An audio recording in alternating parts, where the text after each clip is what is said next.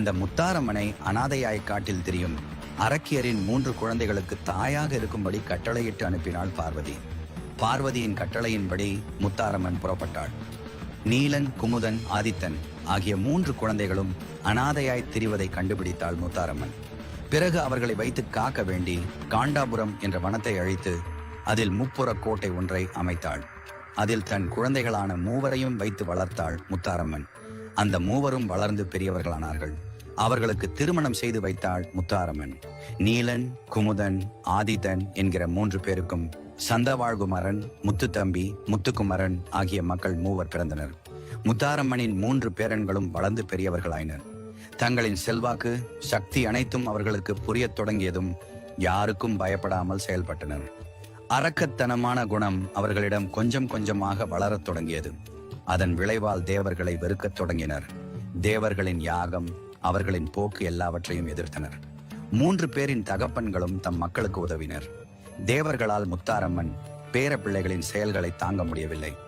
திருமாலிடம் ஓடிச் சென்று முறையிட்டனர். திருமால் 3 அழிக்க எவ்வளவோ முயன்றும் முடியாமல் போனது. இறுதியில் திருமால் கையை விரித்து விட்டார். தேவர்கள் ஒன்று கூடி சிவனிடம் சென்று முறையிட்டார்கள். தேவர்களுக்கு அபயம் அளிப்பதாக சிவபெருமானும் வாக்களித்தார். தற்காலிகமான மன நிம்மதியோடு தேவர்கள் கலைந்தனர். முத்தாரம்மன் பேரன்கள் சிவ பூஜை செய்து கொண்டிருந்தனர். அந்த நேரம் பார்த்து அவர்களை அழிக்க சிவன் வந்தார். சிவனை நேரில் சந்தித்த மகிழ்ச்சியில் முத்தாரம்மனும் அவளது மகன்கள், பேரன்கள் அனைவரும் சிவனின் காலில் விழுந்து வணங்கினர். வந்த காரியத்தை மறந்த சிவன் கையில் இருந்த சூளத்தை கீழே போட்டு கை கொட்டி சிரித்தார். உடனே முப்புறமும் எரிந்து சாம்பலானது. அதில் முத்தாரம்மன் தவிர மற்றவர்கள் எரிந்து சாம்பலாயினர். முத்தாரம்மன் கடும் கோபம் கொண்டு தம் மக்களான நீலன், குமுதன், ஆதித்தன் 3 உயிர்த்தெழச் செய்தாள். சிவனிடம் சென்று அவர் செய்த கொலைக்காக தனக்கும் தன் மக்களுக்கும் கோடி வரம் கொடுக்க வேண்டும் என்று கேட்டாள். சிவனும் கொடுப்பதாக ஒப்புக்கொண்டார். தம் மகன்கள் தவிர இப்பூவுலக மக்களையும் காக்க பல வரங்கள் பெற்றாள்.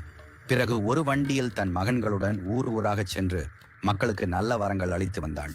பின்னர் தன் சக்தியை அங்கங்கு விட்டு மக்களுக்கு நன்மை செய்து வருகிறாள் முத்தாரம்மன் என்று சொல்லப்படுகிறது.